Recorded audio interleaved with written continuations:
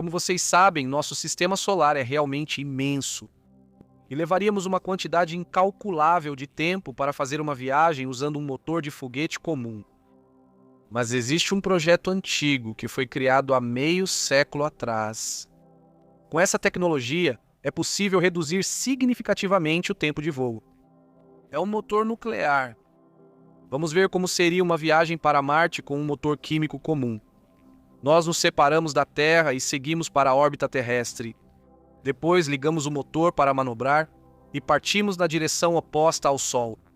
A nova e incomum órbita elíptica pela qual seguimos até Marte durante 8 meses é chamada de transferência de Hohmann. É um dos métodos mais eficazes de viajar no espaço, usando a quantidade mínima de combustível e transportando a carga útil máxima necessária. Os astronautas precisam de comida, água e ar. Durante um voo prolongado, eles são afetados pela radiação cósmica. Some a isso ainda a viagem de volta. No início dos anos 60, a NASA e o Conselho de Energia Nuclear criaram um sistema de propulsão térmica nuclear, ou seja, o NTP. Os cientistas realizaram uma série de testes bem-sucedidos com motores térmicos nucleares, comprovando assim sua funcionalidade. A terceira lei de Newton fala sobre a reação igual e oposta. Como resultado, o foguete adquire velocidade na direção oposta à saída dos gases. O motor nuclear opera por regras parecidas. O hidrogênio é alimentado do tanque para a zona ativa do reator, onde, ao passar pelos canais aquecidos, pelas reações de fissão nuclear, é aquecido a altas temperaturas e então expelido pelos bocais, gerando empuxo de reação. O empuxo é tão grande que a eficiência é 2,3 vezes maior do que a de um motor de foguete químico. Uma viagem com esse tipo de motor levaria 8 meses, mas um motor de foguete térmico nuclear reduziria esse período pela metade, tornando possível chegar a Marte em 3 meses. E isso significa que os astronautas precisarão de menos recursos e ficarão menos expostos à radiação.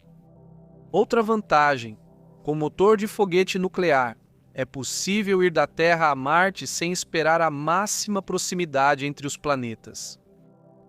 Com um motor químico, se você perder o período necessário, terá que esperar 24 meses inteiros.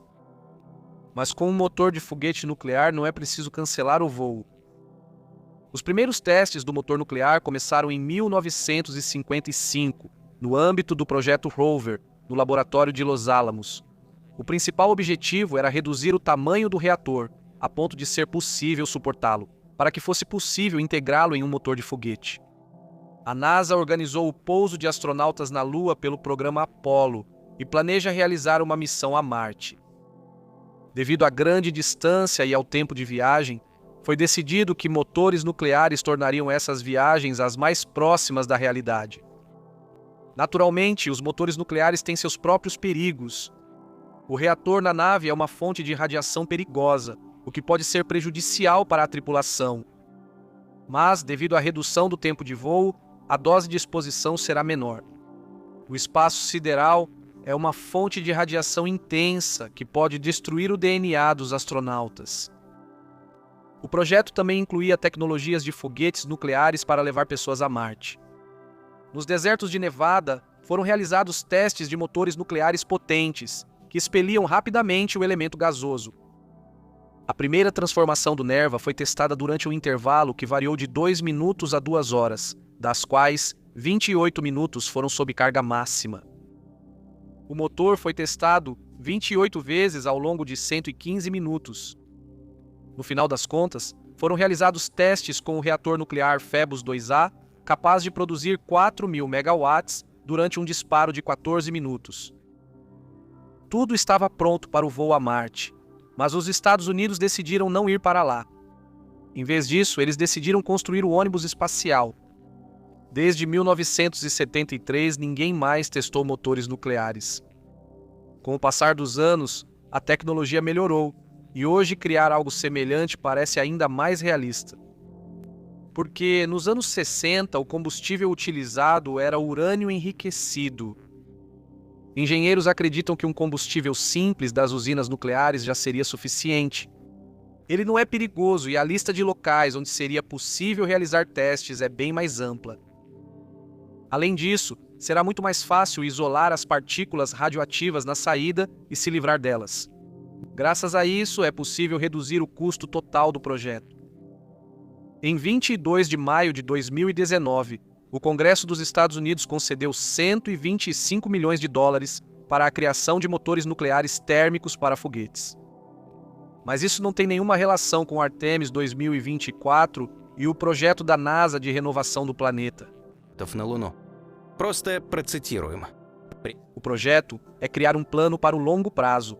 Este ano, o projeto foi criado no Cazaquistão. Nele estará Artemis 2024 no Cazaquistão. Na Artemis, este ano inclui testes no espaço e cronograma para próximas missões.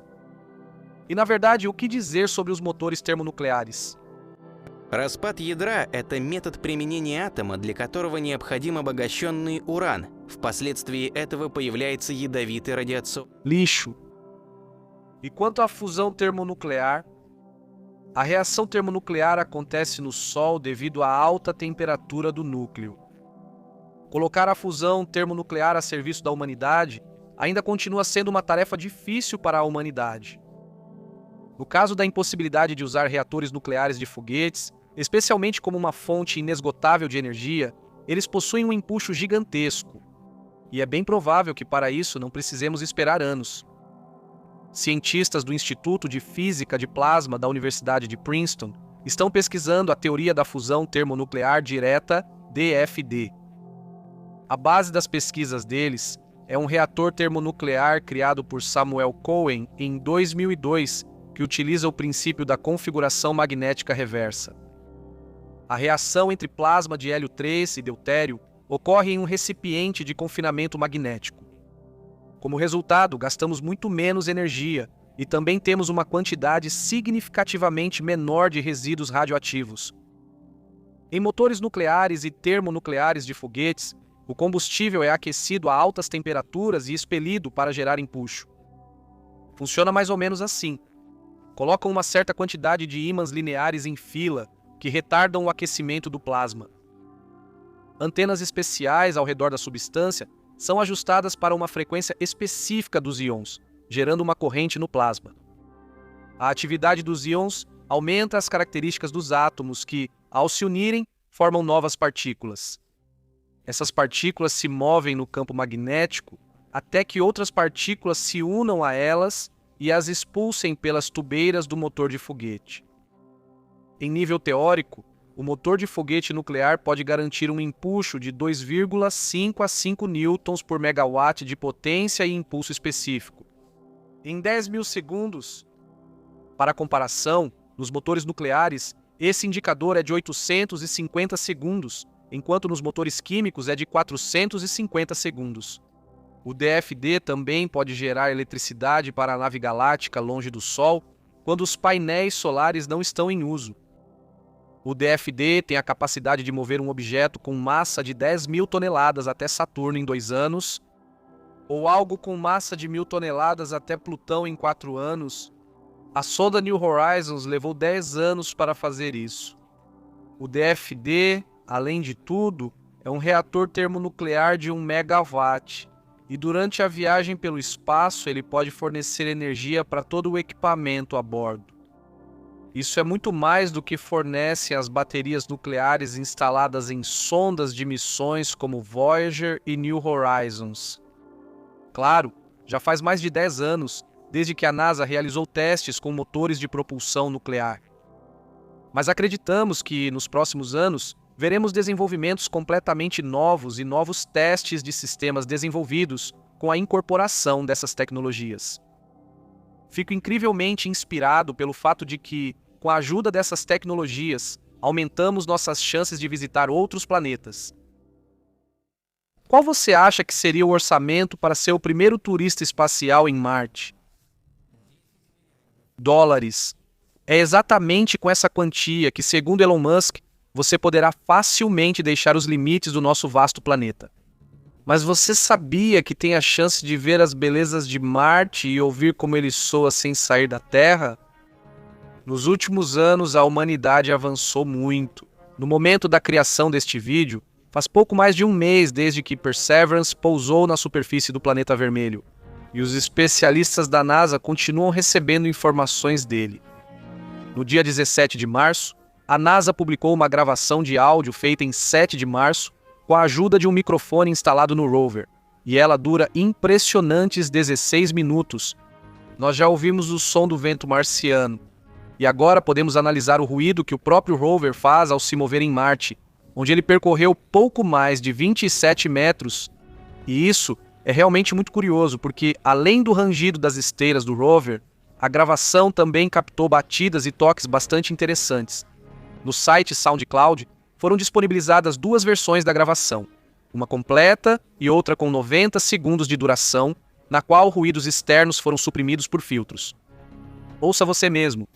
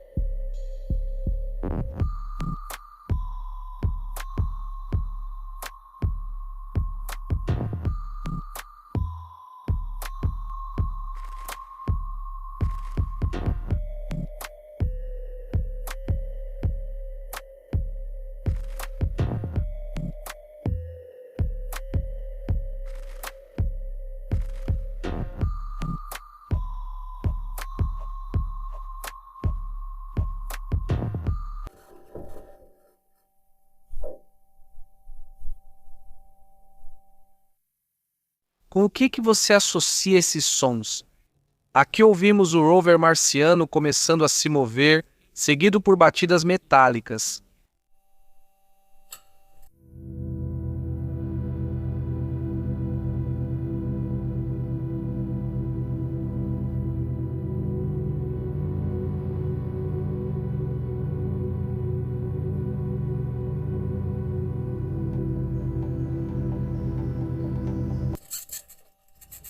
O som das batidas surge em outras partes da gravação.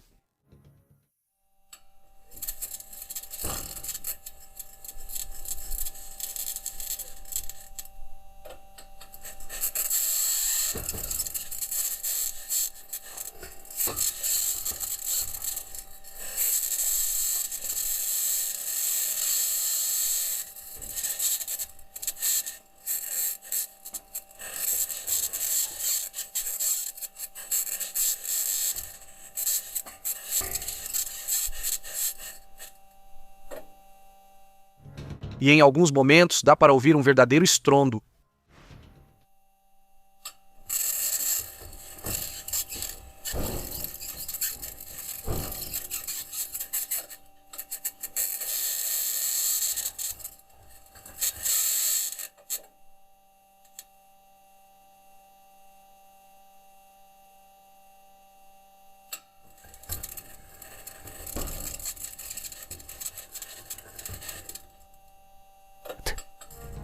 Não parece que os marcianos atacaram o Perseverance e estão tentando arrombá-lo? Mas tudo isso se explica de forma muito mais simples.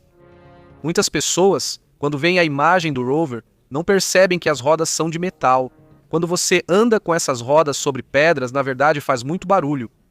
Comentou Vandy Verma, engenheiro sênior da NASA no sul da Califórnia e motorista do Perseverance. Por que as gravações do Perseverance são tão importantes para nós? O Perseverance é o primeiro rover que conseguiu gravar e transmitir com sucesso sons de Marte, já que as tentativas anteriores falharam. Microfones foram instalados no rover Mars Polar Lander que caiu durante a aterrissagem na superfície de Marte, e também na sonda Phoenix, que apesar de ter pousado com sucesso, não conseguiu fazer gravações devido a problemas eletrônicos. Mas isso ainda não é tudo. As câmeras do rover também capturaram um verdadeiro redemoinho de poeira marciano, que também é chamado de diabo de poeira.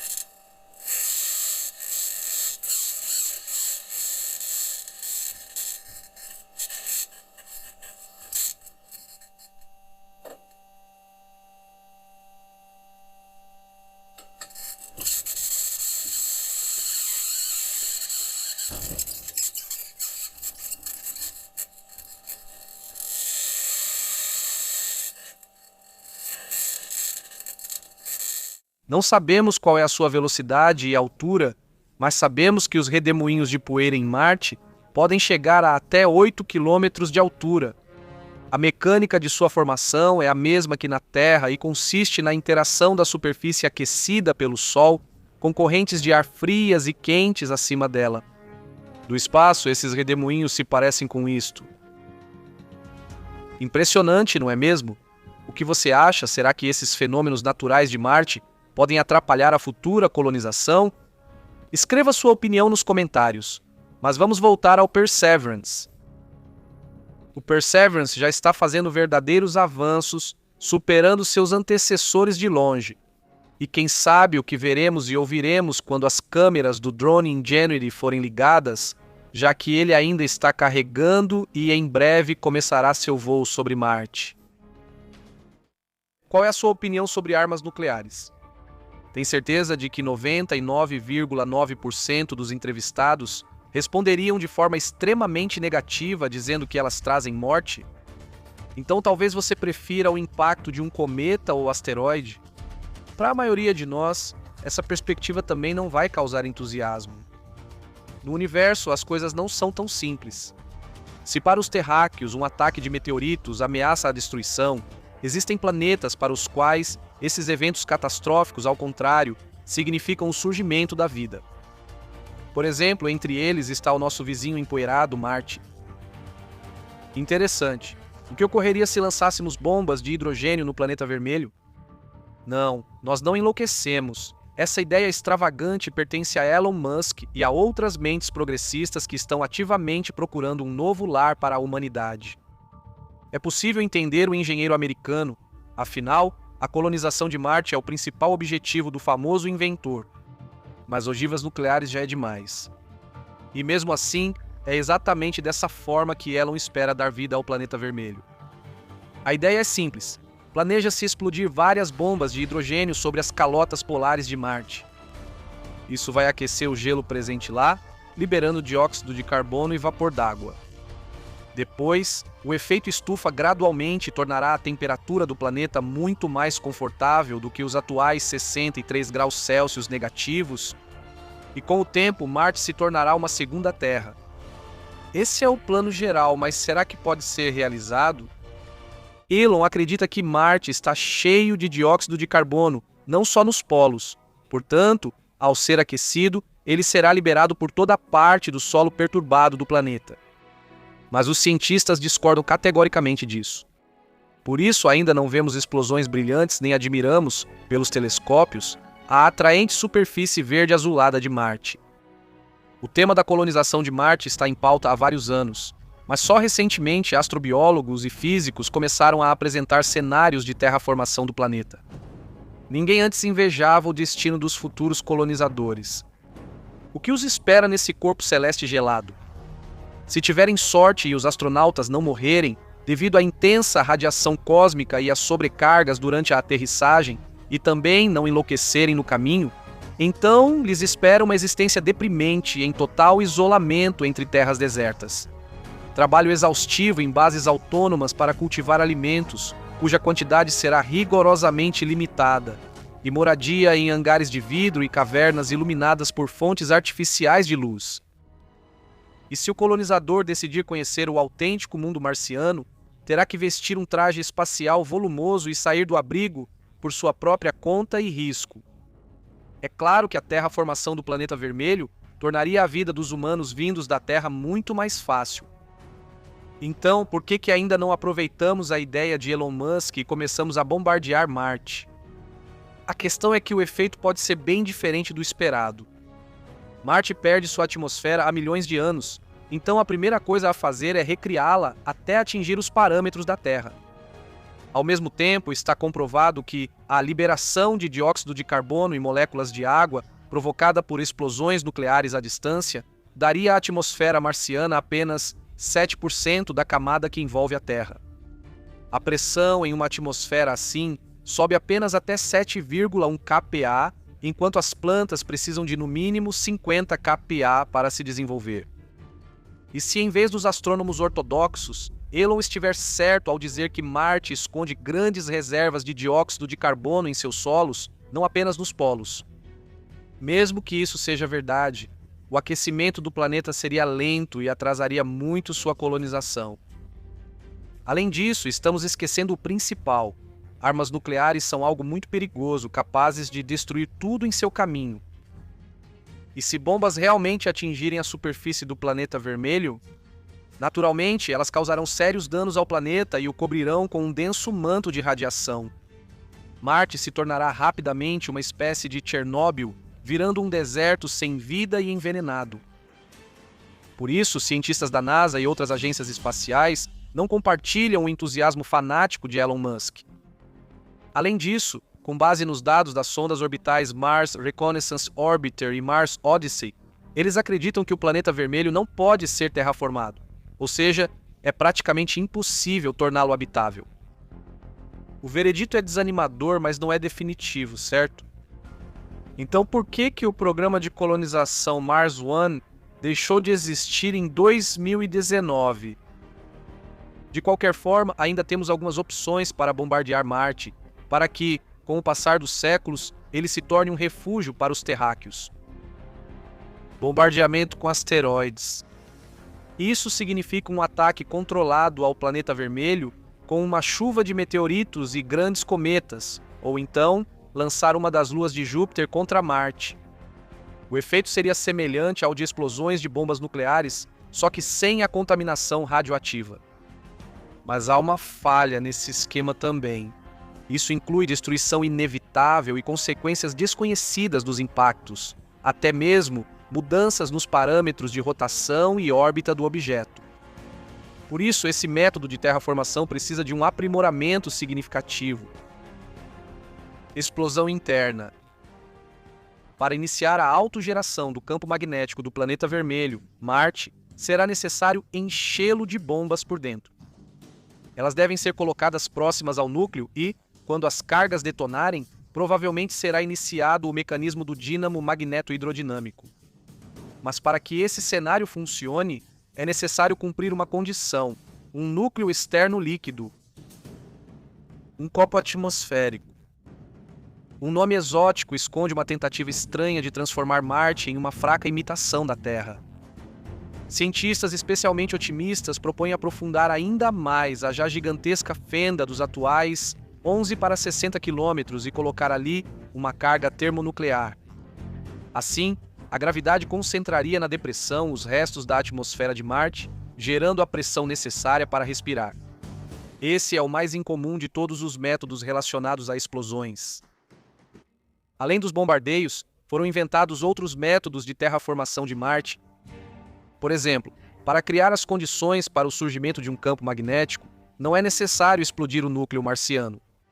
Basta instalar um cabo supercondutor contínuo ao longo do Equador, conectando-o a uma fonte de energia potente. Ou instalar um escudo magnético no ponto de Lagrange, protegendo o planeta vermelho do Sol e ajudando na recuperação natural da sua atmosfera, que é levada pelo vento estelar. Mas o método mais engenhoso para tornar o local habitável é construir uma série de instalações industriais em sua superfície, provocando o efeito estufa e iniciando uma cadeia de terraformação. Mas pelo menos parte desses planos ambiciosos pode ser realizada. Por enquanto, isso são apenas experimentos mentais, caros e que exigem muita energia para se tornarem realidade. Talvez os cientistas estejam errados e Marte floresça tão bem quanto a Terra com o tempo. Atualmente, os colonizadores correm o risco de se despedirem para sempre do planeta natal e adquirirem uma passagem só de ida. A humanidade considera Marte o planeta mais adequado para a colonização, mas será preciso viver em módulos especiais ou sob o solo marciano. O desfecho mais favorável seria um planeta já habitável, com temperatura confortável e atmosfera adequada. Apesar de Marte estar na zona habitável, ele é frio, radioativo e inadequado para a vida humana. A atmosfera em Marte se dissipa devido à baixa gravidade. O efeito estufa dela é tão insignificante que não exerce influência significativa sobre a temperatura média do planeta. Mas será que a humanidade tem meios para mudar isso de alguma forma? A opção mais viável é detonar várias bombas nucleares de megatons em Marte. Milhares de toneladas de poeira levantadas no ar criarão nuvens densas que refletirão uma enorme quantidade de calor solar de volta para o planeta. Você pode dizer que isso tornaria a superfície do planeta radioativa, mas Marte já tem um alto nível de radiação ionizante vinda do Sol, não é mesmo? No entanto, a principal questão será resolvida: a temperatura na superfície. O custo dos equipamentos e módulos que não precisarão de proteção contra o frio será muitas vezes menor. As nuvens de poeira, por sua vez, vão reter uma quantidade significativa de fótons solares que viajam na frequência da radiação gama. A diferença entre a radiação residual das explosões e a radiação do Sol é que a energia do Sol chega de forma contínua, ao contrário das explosões. O nível de radiação radioativa vai diminuir exponencialmente. Por exemplo, se 1 hora após a explosão o nível de radiação ionizante for considerado 100% após 7 horas, ele já estará em 10%, e após 70 horas em 1%, e após 700 horas 0,1%. Mas o que estudar? É melhor ver, não é? Este é Marte no simulador espacial Universe Sandbox 2. Como o jogo ainda não permite fazer explosões nucleares na superfície, eu simplesmente criei alguns asteroides perto da superfície e programei eles para explodirem. Para a precisão da simulação, coloquei Marte a uma distância realista do Sol, para que ele não perdesse sua temperatura, e fixei ambos os objetos. Para garantir a precisão do teste, a potência da explosão nuclear será medida em uma escala cuja unidade equivale à da bomba de Hiroshima. A bomba mais poderosa existente no mundo atualmente é a Tsar Bomba. Ela tem um equivalente de aproximadamente 10.000 Hiroshimas. Vamos realizar o experimento com diferentes potências de explosões. Vamos explodir a superfície do planeta vermelho com 5 dispositivos, cada um com potência equivalente a 100.000 Hiroshimas, 10 vezes maior que a bomba mais poderosa da Terra. O segundo terá 200.000, o terceiro 500.000, e depois usaremos a força de 10 milhões de bombas de Hiroshima. Vai ser incrível. Todas as explosões serão realizadas no equador do planeta. Legendas.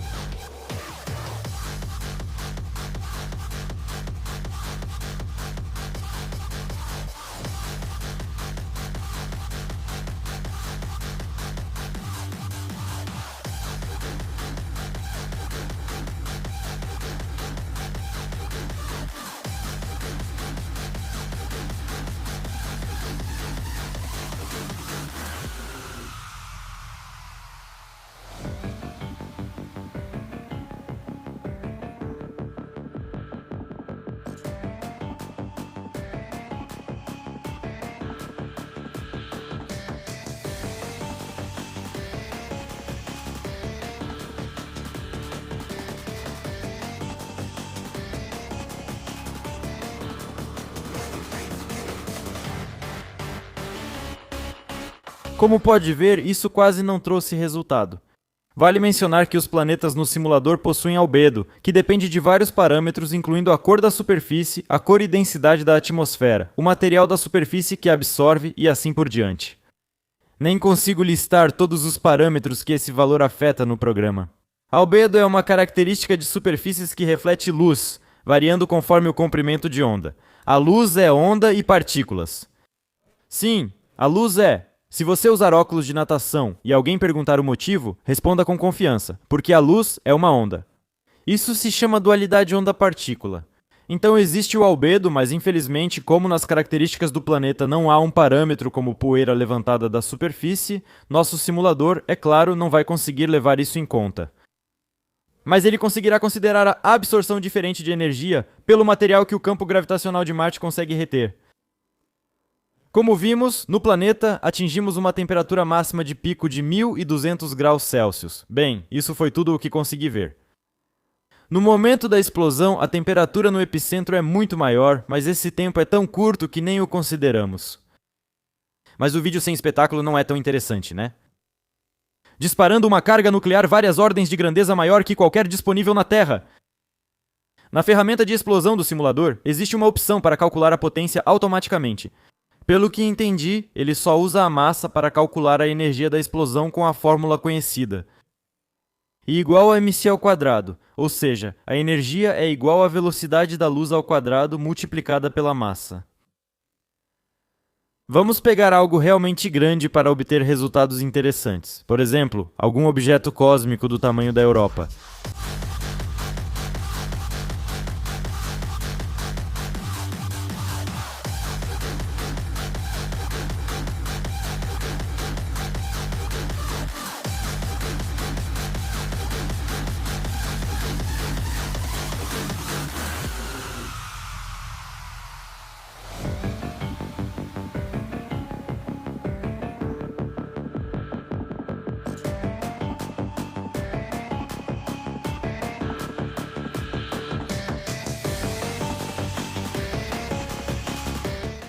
Uau, isso foi incrível.